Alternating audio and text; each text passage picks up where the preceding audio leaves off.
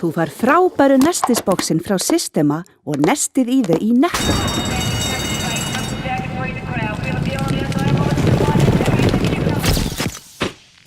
Netto, kræsingar og kostakjör.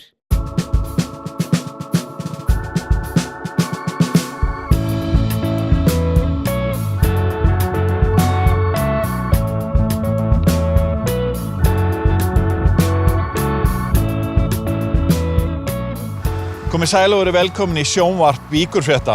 Þetta þátturinn Suðurnesjamagasín sem sýndur á Hringbraut og vaff.is. Í þættinum förum við á fjörugan föstudag í Grindavík, fylgjumst með framleiðslu á jólaskrauti, kíkjum í hönnunarhús og fáum að smakka á gírnailegum fisk og frönskum, þar sem Bretar eru við stjórnvölinn. Geta þeir ekki kennt ykkur að gera þetta svo þeir þurfi ekki að vera að koma? Það bara stemming að fá þá. Frá Grindavík förum við á æfingu og í afmæli hjá Nes, íþróttafélagi fatlaðra á Suðurnesjum. Við heyrum í iðkendum og formanninum. Hér koma þau, eru bara jafn góð og aðrir og geta verið best í ykkurju. Og ég held að það sé rosalega ómissandi þáttur fyrir þessi bæði börn og fullorðna að upplifa. Sundfólk í íþróttabandalagi Reykjanesbæjar að gera góða hluti og við kíktum í vatnaveröld og ræðum við ungt par sem á framtíðina fyrir sér í íþróttinni.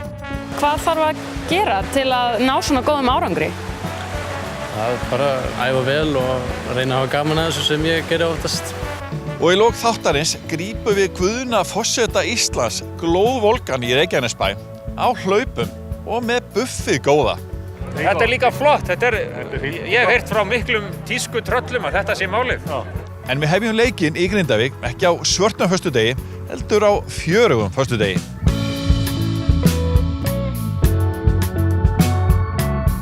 Grindvíkingar hafa haft sinn svarta föstudag undanfarin 6 ár, sem þeir reyndar kalla fjörugan föstudag, en þá taka fyrirtæki við Hafnargötu sér til og bjóða upp á ýmislegt skemmtilegt, ýmis tilboðir í gangi og auðvitað fullt af fjöri. Sjónvarp Víkurfrétta leit við í trésmíðaverkstæðinu Grindinni, en þeirra framlag til fjörsins að útbúa jólastjörnur fyrir krakkana í bænum sem fjölmenna inn á verkstæðið til Magnúsar yfirsmiðis og eiganda sem leyfir þeim að bora með sér. 2 dætur hans af 3, þær Arna og Hrefna, voru á verkstæðinu í jólagíri líka. Yfirfræðistarinn okkar búin að fræsa hér munstur og fara þær í pússubandið og þá losnar þetta úr, bora og binda. Og það komið jólaskraut? Það komið jólaskraut.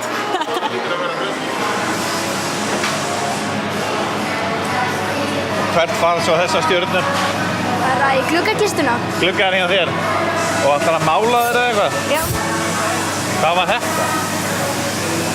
Ætlar að gera eitthvað við þær meira? Að mála þær og skreyta. Já. Þú fann að hlakka til jólana? Já. Jæja Magnús, hvað segirðu? Þetta nú ekki svolítið skemmtilegt hlutverk núna? Já. Þetta með því betra sem ég hef gert á verkstæðinu. Já. Hvað kemur til að þessi hugmynd kom að hleypa bæjarbúum inn á verkstæðið og leyfa krökkunum að bora sjálfum? Það bara þróa, þetta 5 ár síðan þetta byrjaði, þetta bara búið að þróast rólega. Þetta virðist vera mjög vinsælt. Þetta oft á tíðum þetta nú bara skemmtilegra fyrir fullorðna fólki og ákomi hingað inn heldur en börnin. Ég held að þetta sé algjörlega búið að slá í gegn, þetta framtak okkar hérna. Hvað var það bara? Já, eitthvað verðum við að gera. Þannig að þið eru að gera einhvern helling alla hina dagana, ekki? Já, það kemur fyrir. Eiginkona Magnúsar, Hulda Halldórsdóttir og 3. dóttirinn Guðfinna voru í næsta húsi, þar sem hafnarvigtin var áður til húsa. Þar halda þær til mæðgurnar, dæturnar 3 og mamman, að hanna flotta hluti til heimilisins undir skemmtilegu og viðeigandi nafni Vikt. Þetta svolítið sérstakur staður, Viktin. Já, við byrjum með merkið nafnlaust og svo fengum við þetta húsnæði og vissum svo sem ekkert alveg, við vorum svona átt á gráði hvað við ættum að láta merkið heita og við erum bara farin í Vikt af því að þetta gamla hafnavigtin. Og þá festist þetta bara eiginlega við og úr því varð að við ákváðum að láta heita Vikt. Hvernig byrjaði þetta ævintýri? Örugglega bara út frá því að foreldrar okkar hafa verið með trésmíðaverkstæði í 35 ár og við erum aldar upp við þetta og bara áhugi á hönnun og vörum til heimilsins og út frá því bara, já, okkur fannst vanta svona, við erum svona fínni, þú veist, þarna eru innréttingarnar og stórar möblur og okkur fannst vanta svona smá. Og þið samrýndar og svona, þið alltaf voðalega sammála allt saman? Og þið að hanna þetta? Já, alltaf. Við hefum alltaf gengið vel. Já. Svona, kannski ekki alltaf alveg, en við finnum alltaf leið. Já. Þið verður svona frekar samrýndar. Systurnar líka mjög. Og þetta orðin, þú veist, eins og maður segir, eins og maður spyr fávíslega, þetta orðið alveg fyrirtæki? Já, ég myndi segja það. Það væri orðið það. Það er búið að taka smá tíma, þú veist, við byrjum 2011, mjög rólega, já. Þannig að þetta er búið að gerast rólega, hægt og vel. Eru þeir að gera eitthvað hérna, þessi gæði? Góðan daginn! Það eru haugur að kjöptu með það! Já, út með hann! Hann tekur þetta saman! Hvað er þetta hérna? Já, þetta er þú! Og Palli komur hérna líka!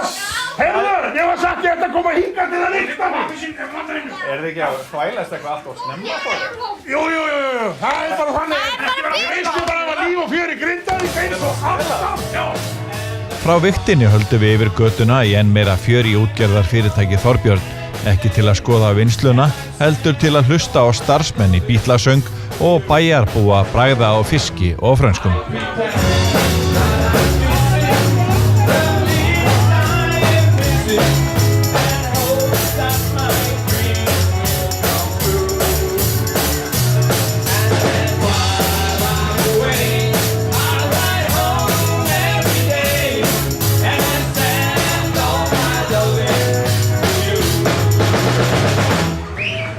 Telma, það er alltaf sama stemmingin hérna í fisk og frönsku. Já, algjörlega.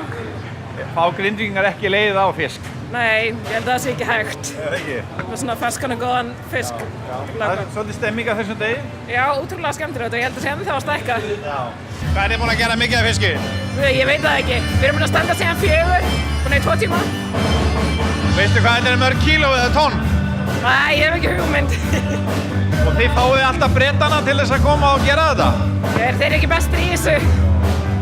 Þeir eru alltaf að kaupa af ykkur en að fiska, eða ekki? Jú. Stærsti kúnninn í Bretlandi held ég. En geta þeir ekki kennt ykkur að gera þetta svo þeir þurfi ekki að vera að koma? Það er bara stemming að fá þá. Og Grindvíkingar og gestir hérna ánægðir að fá þennan góða mann? Ótrúlega. Fólk hlakkar til þessa dags alltaf. Þannig að, hvað þarf ég að gera til að fá fisk á franska? Standa í röð, smá röð. Ég fer í röðuna.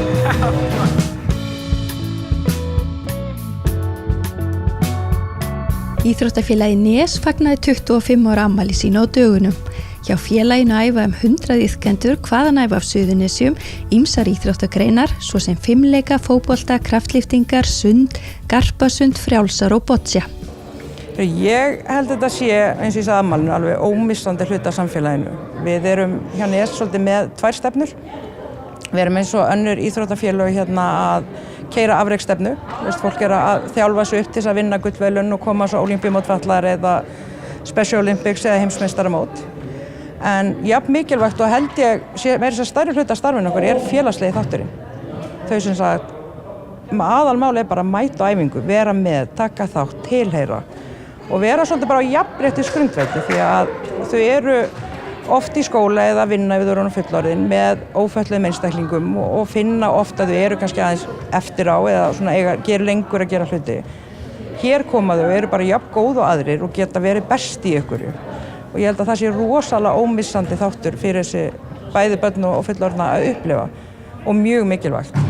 Og báðir þættir eru jafn mikilvægir, alveg eins og þegar við erum að velja alltaf í júní þá erum við lokahóf og við erum að velja sem sagt bocciamann ásins, sundmann ásins, þá erum við ekki að telja gullverðlaun eða Íslandsmeistarmót eða met og heldur bara mæting, hegðun, framkoma og bara árangur, við horfum allt öðruvísi á þetta held ég en öll önnur félög, við erum ekki föst í afreksstefnunni sem ég held að margir mættu alveg taka upp eftir okkur aðeins.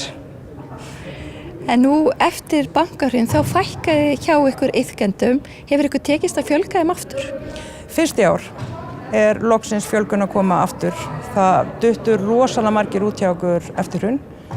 Fyrst og fremst það því að akstursþjónustan var skert og ég held að líka verið skert svolítið liðvörslu og haldið stífar það að gefa ekki aukatíma því að sum hér þurfa liðvörsluæfingar en akstursþjónustan alveg númer 1, 2 og 3.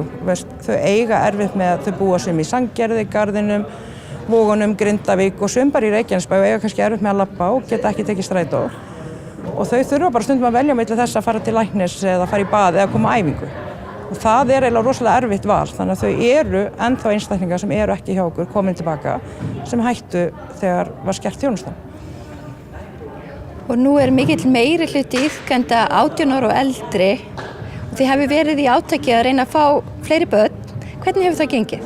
Við erum búin að vera svona í 3 ár svolítið að horfa á börnin detta út, þau bara hafa horfið. Við höfum verið svolítið í samstarfi við Íþróttasamband fatlaðra bara að ræða þetta og komist að því að þetta vandamál hjá öllum. Skýringarnir eflaust margþættar en við höfum svolítið verið að berjast fyrir þessu að fjölga þeim því að svona kannski ekki hávísandalega rannsókn en það var kannað börnin í öðrum félögum ófötluðum og ef svo hefði verið þá það bara verið fínt. En þau eru ekki þar og flest svör voru svolítið já þau hafa komið en þau endast ekki. Þannig að við fórum svolítið að skoða af hverju fólk ekki að koma til okkar. Ég held að sé þröskuldur. Þetta svolítið viðurkenning að koma með barnið hjá æfingu hjá íþróttafélag fatlaðra. Þetta orð fatlaðir ennþá svolítið stórt held ég og óyfirstyrkt fyrir suma. Ég held að við þurftum líka eins og horfa inn á við. Erum við að bjóða upp á það sem börn vilja í dag? Þannig að við fórum svolítið að skoða. Við prófum fyrir 2 ára síðan og opna fyrir 5 leika og þá að byrja með fyrir eldri. Og það var mjög vinsælt strax. Og við urðum svolítið vörfið þessu örfá símtöl sem bárust frá foreldrum, spurðu hvað að bjóða upp á og svo ekki 5 leikar, ekki fótbolti. Þannig að við fórum svolítið í fjármögnun og reyna að fjármagna starfið til að stækka og loksins í vetur gátum við byrjað með fótbolta og 5 leika og yngri iðkendum hjá Nes við fjölgað 400% síðan sem frábært og við ætlum að byrja eftir áramót með íþróttaskóla fyrir leikskólabörn til þess að bara byrja að snemma þannig að við erum að reyna að minnka þröskuldin núna. Nú erum við komin á það, við erum búin að finna æfingarnar, nú þurfum bara að minnka þröskuldin svo fólk getur komið til okkar. Og nú hafið þið stillt æfingagjöldunum í hóf, það 13.000 krónur önnin hjá ykkur æfa sem nokkuð ódýrt. Hvernig gengur annars að fjármagna starfið? Heyrðu, það auðvitað alltaf slagur eins og hjá öllum. Við erum í fyrsta skipti í sögu Nes með samstarf núna við öll sveitarfélög sem bara bráðnauðsynlegt. Við erum þetta með iðkendum af öllum Suðurnesjum og við getum ekki boðið upp á þetta starfnema meira, þau komu öll að borðinu og aðstoða okkur því að þetta alltaf erfitt að berjast peningana og þegar maður ekki með þessa afreksstefnu þá stundum erfitt að fara inn í fyrirtæki. Okkur hefur ekki gengið jafnvel þar en við fáum alltaf frábæra móttökur eins og hjá stéttarfélögum og þannig stofnanir. Það hefur svolítið verið okkar svæði að fara inn á en við erum alltaf að leita að ykkur fyrirtæki til þess að tengja við Nes, þannig að þegar fólk hugsa Nes þá sér það fyrirtæki. En það kemur hlýtur að koma á endanum en við teljum ekki kost að hækka æfingagjöldin hjá okkur því að langstæðstu okkar iðkenda 18+ og flest á örorku og borga talsvert háa leigu og í þjónustuíbúðum og þurfa að kaupa alls konar þjónustu og við teljum bara að þau mun ekki ráða við hærri æfingagjöld. Þannig að það absolutt stefnan hjá okkur. Það má aldrei koma til að einhver æfir ekki að því hann á ekki fyrir því. Eða þau hætta að þetta að verða svo dýrt. Við teljum mjög nauðsynlegt að þau haldi, þetta svo mikið félagslegt tengsl að halda þessu. Og við höfum líka þannig kerfi, þú borgar 13.000 og þú mátt fara í alla greinar ef þú vilt. Það allt opið. Og fyrir einhver sem horfa á þetta vilja kannski prófa, kemur bara 2 vikur frí, getur prófa og fundið þig hvar þú vilt vera áður og skuldbindir þig hjá okkur. Boccia vinsælasta íþróttagreinin hjá Nesi. Þau Jósef og Sigríður Karen hafa stundað íþróttin í mörg ár og náð góðum árangri. Við fengum þau til að útskýra reglurnar. Það byrjar þannig að þú kastar út hvítuboltan fyrst, bara alveg sama hvar á velli þú vilt spila, stutta, miðin eða langan og þú átt að reyna að koma þínu bolta nálægt og þú getur og þú svo náttúrulega kemur ekkur og reyna að skemma fyrir aðstæðinginum og reyna að fá stigið til sín og það eru 3 í hverju í liði og það eru 6 lútur og því meira bolta sem þú færð að hvíta boltanni því stig færð. Það hæsta stig sem þú getur fengið hverju lotu eru 6 stig. Það eru 2 boltar á mann og það eru 6 boltar sem eru alltaf kastaðir út á hvort lið og það með því meira stig sem þú færð því meira möguleika getur unnið hvert leik. Og þetta svolítið mikið nákvæmnis íþrótt? Já, það er það sko. Maður þarf að vanda sig rosalega fyrir þetta. Eins og þegar maður er að keppa á mótum þá verður maður að vera duglegur að æfa ef maður ætlar að fá að keppa. Helst að mæta allar æfingar. Það er bara gengur fyrir þú helst að mæta hver einustu æfingu sem æfa, bara gera þitt besta og við erum þekkt fyrir það að vinna mikið. Styðjum öflugt atvinnulíf, menningu, mannlíf og íþróttir á Suðurnesjum.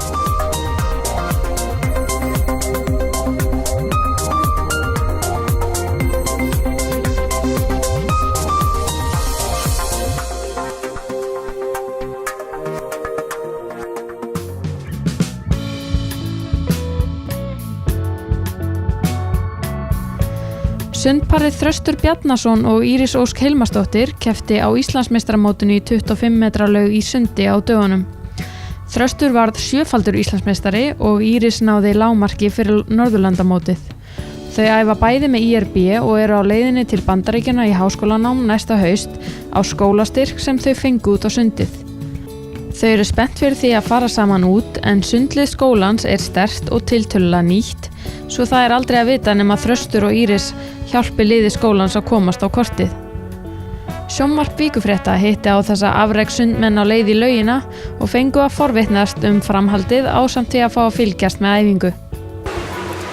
Þröstur Bjarnason, til hamingju 7-faldur Íslandsmeistari á Íslandsmeistaramótinu sem haldið var í sundi síðastliðna helgi. Hvernig var tilfinningin? Mjög góð, mjög gaman að vinna svona margar greinar. Ég er búinn að vinna margar greinar undanfarið ár og ég lagði til að bæta við með einni grein og svo komið boðsundin líka og hjálpaði mig til það sem við fengum fleiri stráka til að vinna boðsundin sem var ekki búið að gert í mörg ár. Og þið settu 2 Íslandsmet, ekki satt? Jú, í 400 fjórsundi og 400 skriðsundi. Þar vorum við bara sömu strákan í báðum sveitum og við bættum bæði metin þar, okkar eigið í 400 skrið. Frábært. Hvað þarf að gera til að ná svona góðum árangri?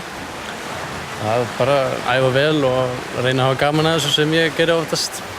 Ég er mjög gaman að þessu og bara borða vel og hvíla sig og halda líkamanum í gangi. Áttu þér einhverja fyrirmynd í sundinu? Ekkert eitthvað svona mikið en ég horfi á náttúrulega sundmót og þá horfi ég á, hann heitir Ryan Cochran frá Kanada. Hann er virkilega góður í löngu skriðsundunum og gaman að fylgjast með honum. Íris Ósk Hilmarsdóttir, sundkona í IRB, þú kepptir einnig á Íslandsmeistaramótinu síðastliðna helgi og náðir meðal annars lágmarki fyrir Norðurlandamótið. Ertu ánægð með árangurinn á mótinu? Já, hann var bara alveg ágætur. Hvað þarf til að ná góðum árangri í sundi? Bara eins og í öllu öðru, bara miklar æfingar og bara það er svo mikið sem að tengist þessu. Eins og hvað? Æfingar, mataræði, svefn og svo andlega hliðin, líkamlega hliðin. Þú þarf bara að þjálfa þetta allt. Hvað ert þú að æfa oft í viku? Eru stelpur og strákar að æfa saman?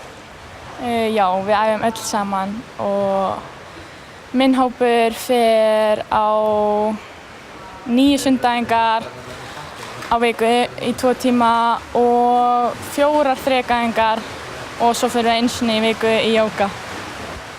Áttu þér einhverja fyrirmynd í sundinu? Já, það eru mjög margar, bæði hérlendis og í útlöndum. Já. Gætirðu nefnt mér eina hérlendis? Til dæmis Eyglós, hún er alltaf í mínu sundi, baksundinu og ég hef alveg lengi litið upp til hennar. Þröstur og Íris, þeir eru bæði búin að næla ykkur í sundstyrk í bandarískan háskóla. Getið þið sagt mér eitthvað frá því? Hvað heitir skólinn og hvar er hann? Hann heitir McKendree University og hann er í Illinois. Hvernig leggst það í ykkur? Bara mjög vel, við erum spennt og já, gaman að fara saman. Eru þið búin að fara og skoða skólan? Nei, en við fórum fyrir mánuði til Flórída að skoða annan skóla þar og það ætti að vera svipa höldu við hann og hann var mjög flókið. Já. Er sundlið skólan sterkt og deildin þar? Já, þetta mjög sterkt lið. Og mikil áhersla lögð á sundi í þessum skóla? Já. Það er tiltölulega nýtt samt í sundliðan og að vaksa og að komast á kortið. Já, spennandi. Og eru þið búin að ákveða hvað ætlið að læra? Ekki alveg. Hafið þið eitthvað leitt hugun að því hvað þetta að gera eftir háskólan? Það fyrir allt eftir hvað gerist þannig. Hvort það sundi gengur vel, þá kannski heldur maður áfram þar. Væri möguleiki á að fara í atvinnumennsku? Er það markmið hjá ykkur? Ekki eitthvað nema maður verður það góður. Já. Erfitt að vera atvinnumaður. Við spurðum Steindór Gunnarsson, yfirþjálfara IRB, hvað liggur að baki svo frábærum árangri en liðið vann 21 titil af 44 mögulegum á Íslandsmeistaramótinu. Það er erfitt að segja það kannski bara í stuttumáli en það er bara góður andi hérna í félaginu, mikil og rík hefð fyrir bara góðum árangri í sundi og hér er bara lögð áherslu á að æfa vel og undirbúa sig vel og mikið kapp í öllum. Þetta eru hörku tól sem er hérna í sundlauginni hjá mér, kunna taka á því og kunna fara eftir öllu því sem á að gera. Íris Ósk Hilmarsdóttir og Þröstur Bjarnason eru meðal þeirra sem eru að standa sig gríðarlega vel hérna. Getur þú sagt mér aðeins frá þeim? Þetta er bara ungt og upprennandi fólk og ég gleðst ofsalega fyrir þeirra hönd að þau séu að skrifa undir samning við amerískan háskóla. Ég reyndar svo smá svektur að missa þeim samt sem áður núna á þessu tímapunkti en þau fara náttúrulega ekki fyrir næsta haust og þetta er bara ungt og efnilegt fólk og á framtíðina fyrir sér og ég býð spenntur eftir að sjá hvað gerist næstu 4 árin hjá þeim því að þetta er það sem íslensku sundfólki vantar. Það er ofta að hætta 20 ára gamalt. Þegar loksins er eitthvað, hvað getur sagt, þau eru að vera fullorðin. Líkaminn orðinn tilbúinn fyrir alvöru átök, hugurinn tilbúinn fyrir erfiðar aðstæður og svo framvegis. Þannig að ég er ofsalega spenntur að sjá hvað gerist hjá þeim því að við höfum náttúrulega mörg dæmi sundfólk sem hefur farið til Bandaríkjanna og staðið sig gríðarlega vel.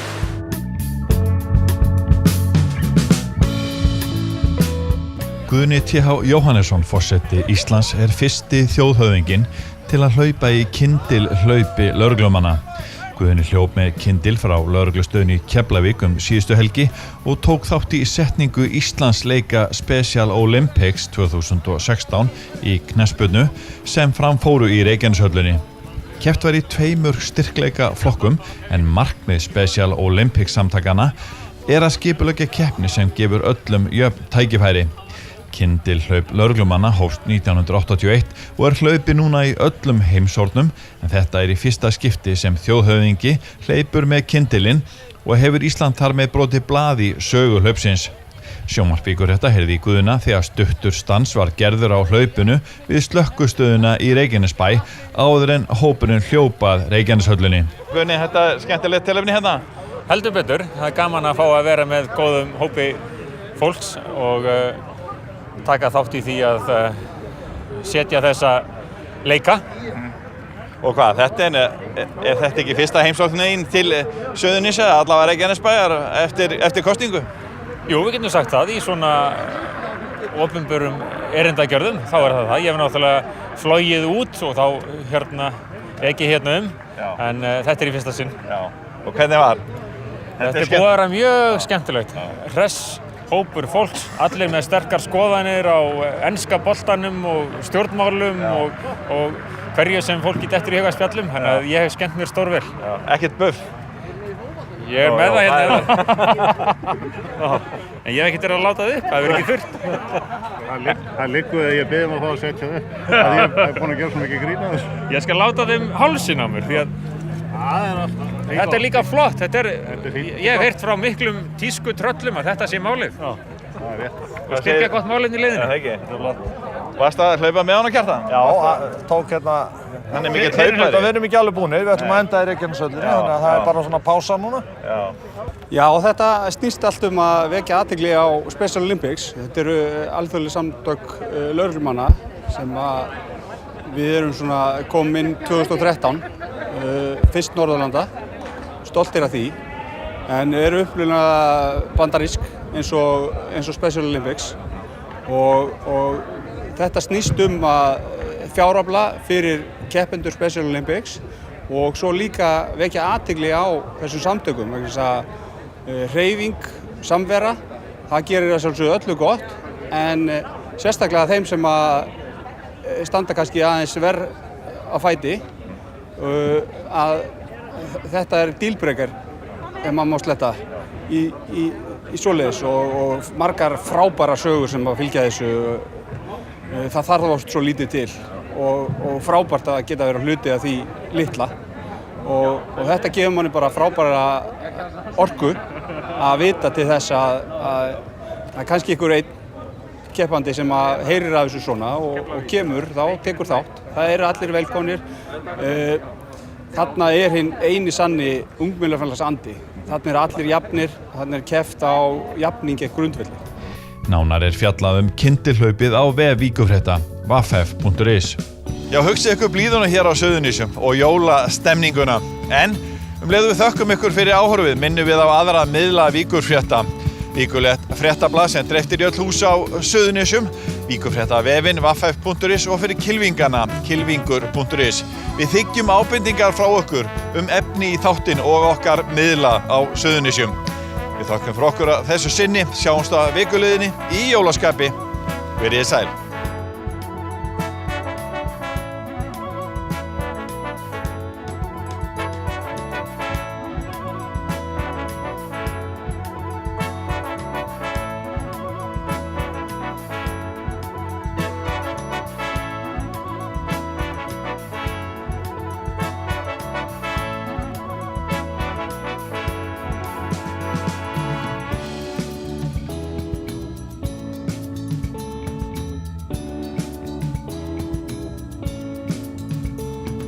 Jólalukka 2016, skafmeðaleikur Víkurfrétta og verslana á Suðurnesjum. 6.000 vinningar að verðmæti 7 milljónir króna. Það getur fylgt í mikil lukka að gera jólainkaupin á Suðurnesjum. Bókaðu bílinn þinn á bílahótel og láttu degra við hana meðan hún ferðast. Bílinn bíður þín svo tandur heill við heimkomu, beint fyrir utan. Bílahótel.is